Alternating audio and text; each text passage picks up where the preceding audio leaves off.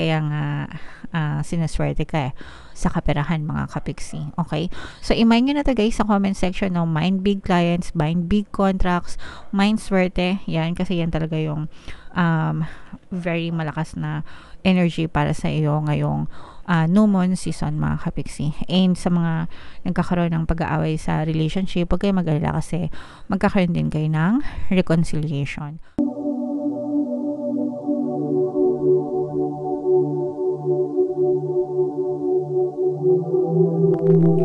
Hello guys, hello Scorpio, welcome back to Pinoy Pixie Tarot.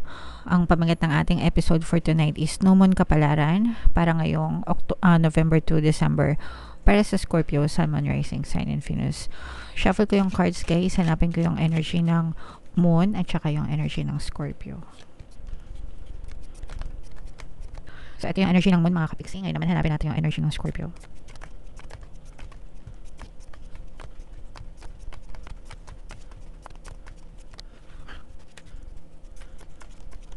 Eto guys. So, Scorpio kayo ay represent ng King of Cups sa ating spread. Combination ng positive and negative energy, mga kapiksi, general reading lang. Pwede mag-resonate, pwedeng hindi. Yung new moon ngayong November guys ay sa November 13. Tapos yung next na new moon naman ay sa December 12. So, ang reading na to, mga kapiksi, ay para sa period na yan guys. Alright, so meron tayong presence dito ng fire signs mga kapiksi, Aries, Leo, Sagittarius. Meron din tayong presence ng water sign, Cancer, Pisces, Scorpio. Ito yung negative and positive mga kapiksi. Unahin natin yung negative, no? For some of you, maaari kayo nagkakaroon ng pag-aaway with another person. Pwedeng sa relationship ito guys.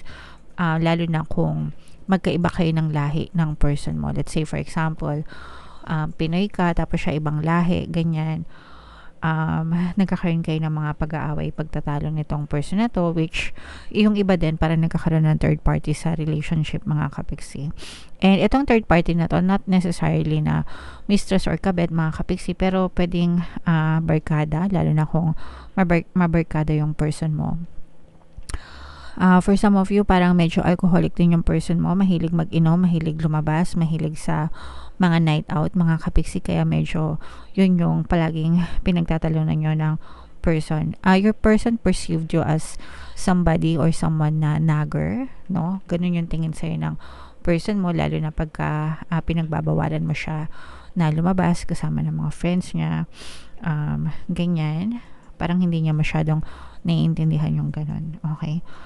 Sa mga Pinoy kasi madali lang yung ganun, pero pag sa ibang lahi hindi ko sure, I'm not sure, pero parang ganun ka pinaperceive ng person mo, lalo na kapag binabawalan mo siya na lumabas kasama ng mga barkada niya. So yun yung palaging yung pinagtatalunan mga kapiksi, and for some of you parang hindi mo na alam ang gagawin sa person mo para makinig siya sa'yo. Alright? Pero sa positive naman guys, sobrang swerte, sobrang ganda nito guys, swerte ito, no? This is good fortune, good luck mga kapiksi pagdating sa kaperahan. So the universe is giving you parang chance na umikot yung daloy ng swerte sa buhay nyo. Okay? So, let's say for example, feeling mo minamalas ka, this time around parang papakitaan ka ng sign ni universe. Oh, nope, hindi ka malas, swerte ka.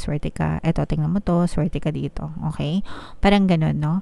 So, lingon-lingon, mga kapiksi, sa kaliwat kanan, sa harap likod, baka mamaya nandyan lang yung swerte sa paligid nyo, hindi nyo napapansin kasi masyado kayo nakafocus sa mga problema. Sometimes ganun lang, no? Nasa paligid lang natin yung swerte natin, hindi natin pinapansin.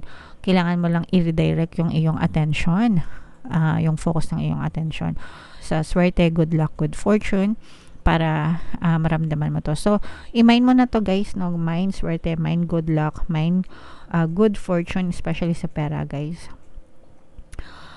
para ma-experience nyo talaga yan sa inyong physical reality.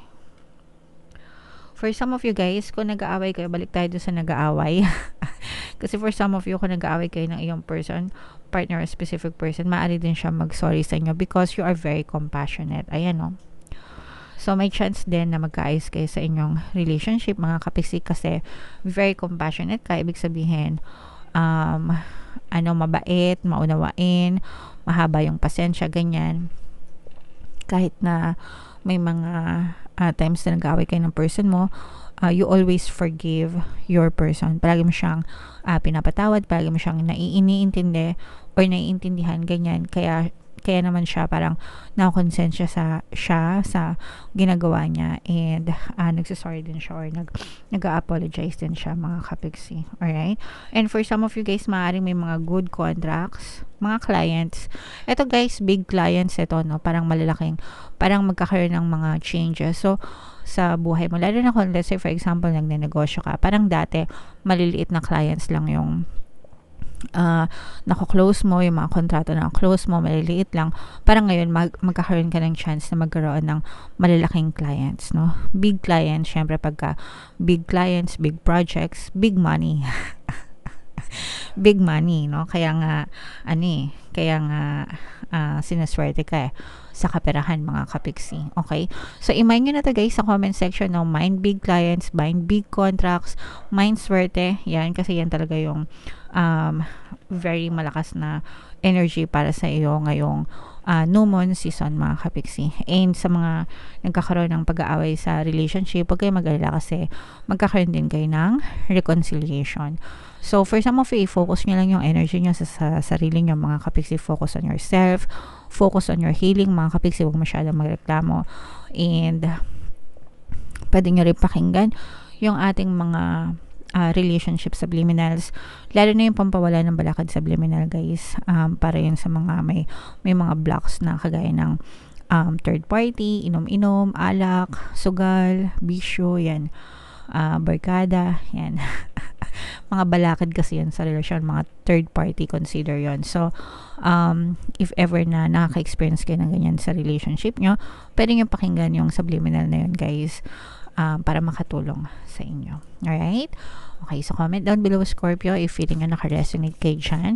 Tingnan natin, additional mensahe para sa'yo, Scorpio, gamit itong deck na to. Shuffle ko lang to, guys. Habang sinashuffle ko to, panoorin nyo muna tong video natin regarding sa ating paano mag-manifest ng abundance video course. Kapiksi, sawa ka na ba sa mga struggles at hirap sa buhay mo? Masipag ka ba at masikap sa buhay ngunit hindi ka pa rin umaasenso? Ilang beses ka na bang nag-attempt magnegosyo at mag-invest pero palagi ka pa rin nalulugi? Sa pagkakataon na ito ay maaaring may subconscious beliefs ka na nagiging balakid sa iyong pag-unlad at pagyaman. Introducing, paano mag-manifest ng abundance video course. Dito ay matututunan mong ma-overcome ang mga balakid mo para tuluyan ka ng umunlad, umasenso, sumagana, maging matagumpay, successful at maswerte sa iyong kabuhayan, pera, trabaho, negosyo, salapi at kaperahan ng bonggang-bongga. Dali, mag-send na ng email sa pinoypixitaro@gmail.com at simulan na ang iyong pagyaman ngayon.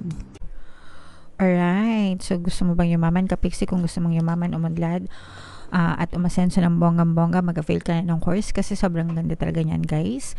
And good news, no? Dahil malapit na magpasko, extended yung sale natin. Magbibigay ako ng 10% discount until November 30, mga kapiksi. So, mag-avail na kayo habang may sale pa tayo.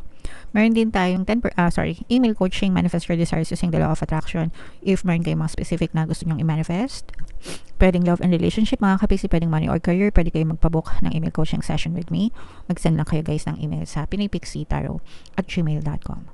So, guys, ito yung additional na message for you. Ayan, no? Saktong-sakto. Take time to breathe out. So, hinga-hinga ng malalim, mga kapiksi. Lalo na kung feeling nyo na stress kayo, marami kayong worries, marami kayong anxieties, lalo na doon sa mga kapiksi natin na may mga problema sa relasyon, no? Kagaya nito. Sometimes, kailangan nyo ng breather, mga kapiksi. Sometimes, nakakatulong yung momentarily na time off, cool off, ganyan, no contact, kasi nakakahinga kayo ng maluwag, tapos doon nyo na re-realize kung gusto nyo pa ba yung person or mas masaya kayo on your own, di ba? May mga ganun eh. So, hindi lahat ng naghihiwalay negative yung impact. Sometimes yung paghihiwalay, nakakatulong yan para ma-realize mo yung true value mo, mga kapiksi, okay? But I'm not saying na maghiwalay kayo, no? Kung hindi naman kayo maghihiwalay. I'm just saying na relax lang, chill lang, mga kapiksi. Huwag masyadong seryoso, okay? Attune to the moon, guys. I am where I am and it's okay. Alright? Again, I am where I am and it's okay. So, kung ano man yung, i-comment nyo na din yan sa baba mga kapiksi, I am where I am and it's okay. Kung ano man yung sitwasyon nyo sa buhay mga kapiksi, just have to accept that, no? Tanggapin nyo na maluwag sa kalooban nyo and always affirm na everything is always working out in my favor. Mababago nyo rin yung sitwasyon nyo, magiging ma-okay din ang lahat para sa inyo as long as i-focus nyo yung ibalik rin yung focus ng attention nyo. Imbis na mag-focus kayo sa mga problema, mag-focus kayo dun sa mga desired results na nais nyong makita sa buhay nyo. Alright? You should know where you stand either now or very soon. Dapat alam mo kung nasan ka right now sa buhay mo. That's why it's very important yung planning mga kapiksi. Ako, hindi ko alam kung matagal na kayo nanonood dito sa channel na to, pero I always recommend yung nagkakaroon ng planning, goal setting sa buhay. Kasi kapag ganun ka, na-assess mo, yung namomonitor mo yung progress mo sa buhay. So, nasan ka ngayon? Saan ka galing? Saan mo gustong pumunta? Okay? Masaya ka ba sa napuntahan mo ngayon? Mas better ka ba ngayon kaysa nung 1 taon? Kaysa nung 2 taon ago? 3 years ago? Diba? Ganon. And then, where do you want to be? 1 year from now, 2 years from now, 3 years from now. Mga ganon. Okay? So, yeah. You need to take time. You need to take some time out for your own good. So, again, guys, pahinga din pag may time, okay? Sometimes yung worries, yung stress na accumulate kasi nandun ka lang dun sa environment na yun, di ba? Paulit-ulit lang. So, kapag umalis ka, nakakapagpahinga ka, nakakapag-recharge ka, nakakapag-isip ka ng maayos. So, if may time kayo na mag-travel or magpahinga, kahit papano, gawin yung mga kapiksi. It's time for you to share your wisdom and experience with someone else. Yung mga na-experience nyo, mga kapiksi, maganda na sinishare din nyo sa ibang tao, lalo na doon sa mga magbe-benefit, diba? Mga juniors nyo, ganyan, para matuto rin sila ng mga pinagdaanan nyo, mga kapiksi. Avoid falling into a slump, mga kapiksi. Huwag nyong hayaan na mahulog kayo sa kumunoy, okay? Pag sinabing kumunoy, guys, yun yung mga problema, yun yung mga negativities, yun yung mga negative emotions, no? Kasi kapag na-trap kayo, nahulog kayo doon, tapos nag-spiral kayo, mahirapan na kayong maka-recover, maka-ahon. Pwede, yes, definitely. Pwede maka-recover, pero may struggle, no? Kapag mas matagal na kayong nahulog sa kumunoy. Di ba ganun yun, guys? Imagine niyo yung kumunoy, no? Quicksand, kumunoy. Pag mababa pa lang yung nahuhulog sa'yo, kunwari nas hanggang paa mo pa lang yung kumunoy, talampakan pa, di ba? Mas madali ka pang, malaki pa yung chance mo na mas madali kang makaalis dun sa kumunoy. Masave mo yung sarili mo. Pero pag medyo midway na, di ba? Hanggang bewang na, napapansin mo na, struggle na yan. Medyo nag-i-struggle ka na. Lalo na pag hanggang leeg na. Di ba? Talagang hindi mo na maangat yung kamay mo, mahihirapan ka na, di ba? So, yun yung sinasabi natin na avoid falling into slump. Huwag niyong hayaan na mahulog kayo sa kumunoy ng matagal. Yung kumunoy, guys, yun yung mga nagre-represent ng mga negative emotions, negative problems, yung mga negative circumstances, yung mga past, yung mga nangyari na sa past na paulit-ulit mong inisip, you're reliving the moments, ganyan. Yun yung sinasabi natin na kumunoy slump, no? So, wag mong hayaan na magpakahulog ka na lang or kainin ka na ng sistema ng pagiging nega kasi may hirapan ka na talagang makarecover kapag medyo matagal na. Kung mababaw pa lang, at least madali, no? Pero pag malalim na, may hirapan ka na. So, wag mong pahirapan ang sarili mo. Wag mong hayaan na malunod ka sa kumunoy. Alright? Habang may pagkakataon pa, habang mababaw pa, umalis na kayo dyan, mag-positive thinking na kayo, tigilan na yung pagka-negatron, mga kapiksi. Alright?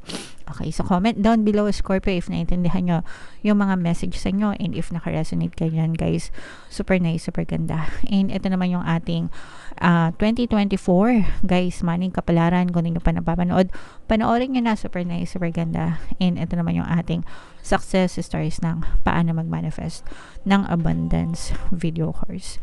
Thank you for liking, sharing, and subscribing, mga kapiksi, and see you again next time. I love you all, guys. Have a nice day. Bye-bye.